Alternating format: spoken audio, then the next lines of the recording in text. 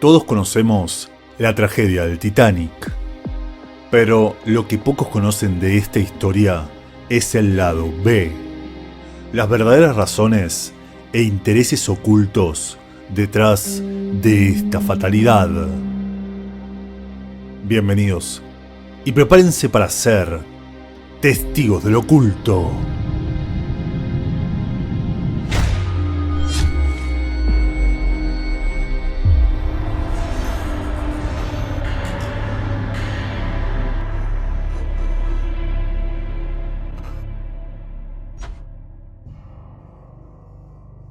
Fue un día como hoy, pero hace 111 años, cuando el Titanic, el transatlántico más grande de su época, tras supuestamente golpear contra un iceberg, se precipitó al fondo del océano, llevándose la vida de más de 1.500 pasajeros. Y digo supuestamente, ya que muchos estudios confirman innumerables irregularidades en este supuesto buque imposible de sumergir. Desde su construcción defectuosa hasta un posible incendio en las calderas. Pero ese no es el punto de este video. O quizás sí. Una tragedia que increíblemente fue profetizada 14 años antes en Futility, or the Wreck of the Titan, o Futilidad, el naufragio del Titán, una novela de Morgan Robertson, publicada en 1898, que describió casi a la perfección la que sería una de las mayores tragedias de nuestra historia, presentando desde el vamos al transatlántico Titán, que no solo prácticamente comparte nombre con el Titanic, sino que también era presentado como el barco más grande de su época, que sería insumergible. Dos barcos casi idénticos, midiendo 800 pies de largo el Titán, siendo solamente 82 pies y medio más chico que el Titanic, teniendo ambos 3 hélices y 2 mástiles, y viajando ambos a casi la misma velocidad. Incluso los dos decantaron su fatal final tras impactar contra un iceberg, increíblemente a las costas de Terranova. El Titán, al comienzo de su viaje, que uniría Nueva York con Liverpool, y el Titanic, sobre el final, llegando a Nueva York desde Southampton. ¿Cómo puede anticipar todo esto Morgan Robertson 14 años antes de la tragedia del Titanic? Qué curioso puede ser el mundo, ¿no? Pero pasemos mejor a lo que nos convoca este video, las teorías y conspiraciones que se tejen alrededor del hundimiento del Titanic.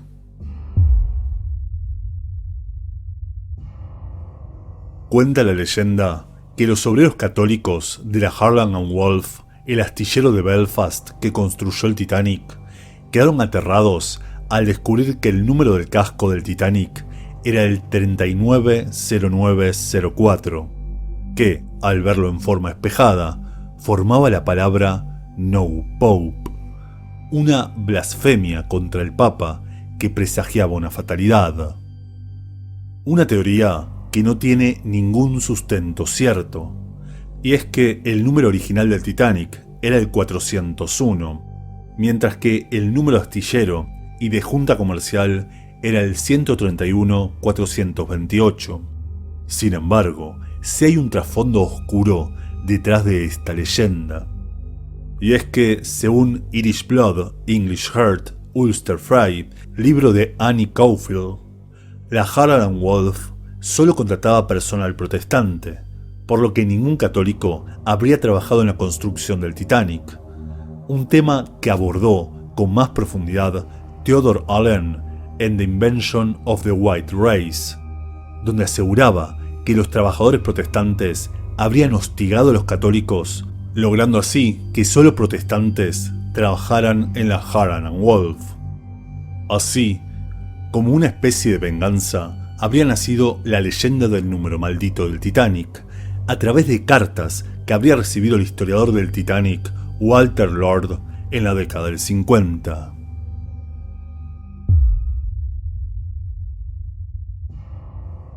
Fue William Stead, un editor británico creyente en el espiritismo, quien esparció esta leyenda dentro del Titanic, asegurándole a varios pasajeros que una momia maldita, causante de innumerables tragedias en Inglaterra, estaría viajando a bordo del barco, ya que, según esta teoría, habría sido vendida por el Museo Británico a un coleccionista en Nueva York. Una historia que llegó a los oídos de un sobreviviente, que la transmitió al New York World, de la que se hicieron eco varios medios de la época, incluido el Washington Post. Y que, si bien no existe evidencia concreta de que esta momia maldita viajara en el Titanic, sí existe un trasfondo real en esta leyenda. El mito de la momia maldita, en realidad, nos habla de esta tapa de ataúd perteneciente a una sacerdotisa de Amon-Ra que habría vivido para el final de la dinastía 21, entre el 950 y el 900 a.C. Esta tapa habría sido comprada por el coleccionista Thomas Douglas Murray a un grupo de saqueadores de tumbas de Tebas entre 1860 y 1870. Una compra de la que se arrepentiría toda su vida, ya que a partir de ese momento un derrotero de desgracias acompañaría esta efigie, cargándose primero a los miembros del grupo de Murray, entre los que uno se perdió en el desierto y jamás fue encontrado, otro recibió un disparo accidental en el brazo y debieron extirpárselo, y finalmente el último quedó postrado tras una misteriosa enfermedad al llegar a Inglaterra. Así, la efigie quedaría en propiedad de Warwick Hunt, la hermana de uno de los damnificados del grupo de Douglas Murray, quien, tras continuar el derrotero de desdichas, la donó al Museo Británico en 1889, donde nuevamente fue protagonista de infortunios, siendo lo más destacados la muerte del fotógrafo que intentó retratarla y la del periodista Bernard Fletcher Robinson, a quien consumió una extraña fiebre en 1907 a meses de haber hablado sobre el maleficio que causaba esta terrible efigie. Se dice y se cuenta que el British Museum habría vendido esa pieza a un coleccionista en Nueva York, siendo enviada en el Titanic. Lo cierto es que, si se hundió, fue rescatada y devuelta al British Museum, donde aún hoy está en exhibición.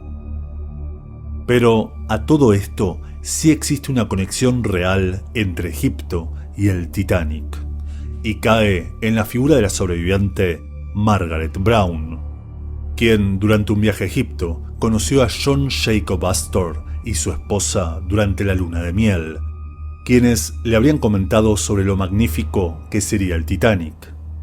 Ironías del destino, Margaret Brown visitó a un vidente del Cairo, quien la alertó del peligro que le significaría embarcarse en alta mar.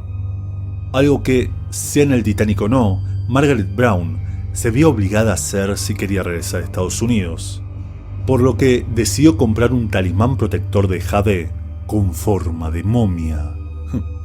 Casualidades de la vida, Margaret regresó a Francia junto a la pareja Astor, y durante su estadía en el país galo recibió la dura noticia de que su nieto estaba enfermo, por lo que, y pese a la advertencia del vidente, decidió embarcarse en el Titanic para regresar cuanto antes, llevando consigo quizá aquella momia maldita al transatlántico. Creer o reventar.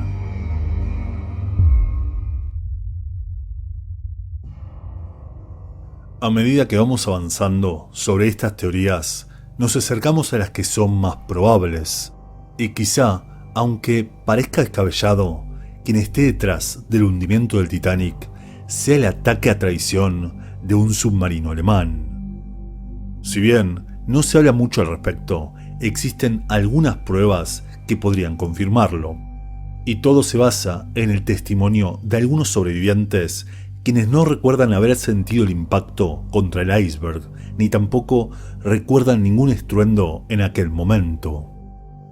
Lo que sí recuerdan es el sonido de 4 detonaciones que ocurrieron algún tiempo después del roce contra el iceberg.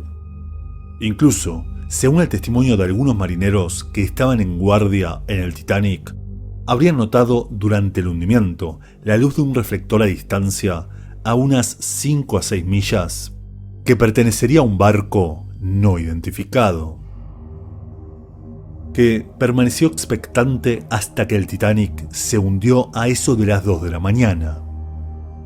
Algunos suponen que habría sido el Californiano, otro barco que andaba por la zona, pero esto fue desmentido por su capitán, Stanley Lloyd, quien asegura que durante esas horas se encontraba atrapado en un campo de hielo donde debió quedarse hasta el amanecer, mientras que tampoco pudo ser el Carpathia, que llegó a la zona mucho más tarde, cuando el hundimiento ya se había consumado. Por eso, hay quien cree que ese reflector que se vio a lo lejos podría haber pertenecido a un submarino que estaba analizando los daños que causó. Y todo apunta a uno alemán, ya que eran los más avanzados de la época y solían explorar el Atlántico en secreto. Por lo que el desastre del Titanic habría sido una precuela de lo que fue lo ocurrido con el Lusitania en 1915, 3 años después. Un hecho que también tiene sus curiosidades, de las que ya hablamos en este video.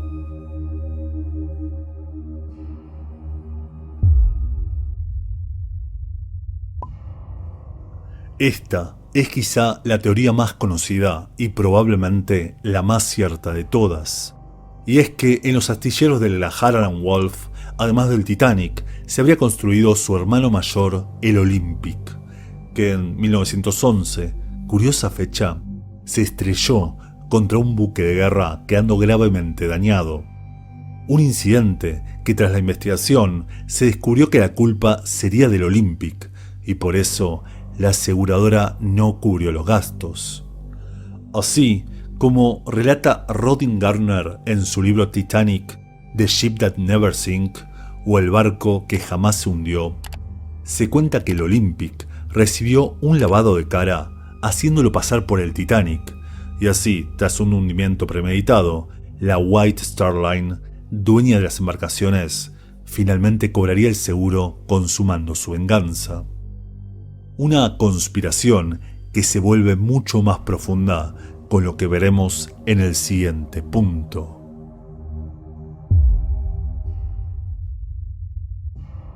John Pierpont Morgan fue uno de los empresarios y banqueros más poderosos de la historia y uno de los nombres más recurrentes en mis videos, a quien pronto le dedicaremos un especial.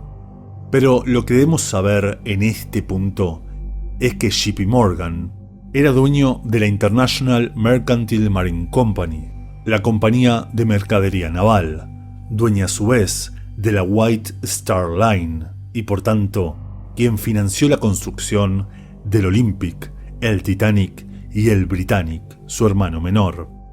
Lógicamente, como dueño del barco, JP Morgan no solo tenía su lugar asegurado en el barco más grande del mundo, y aquel llamado insumergible, sino que además tenía su camarote privado de lujo creado a su gusto. Llama entonces la atención que tanto él como toda su familia decidieran a último momento no participar del viaje inaugural de su buque insignia. ¿No les parece? ¿Por qué habrán tomado esa decisión tan repentina? ¿Qué sabía JP Morgan?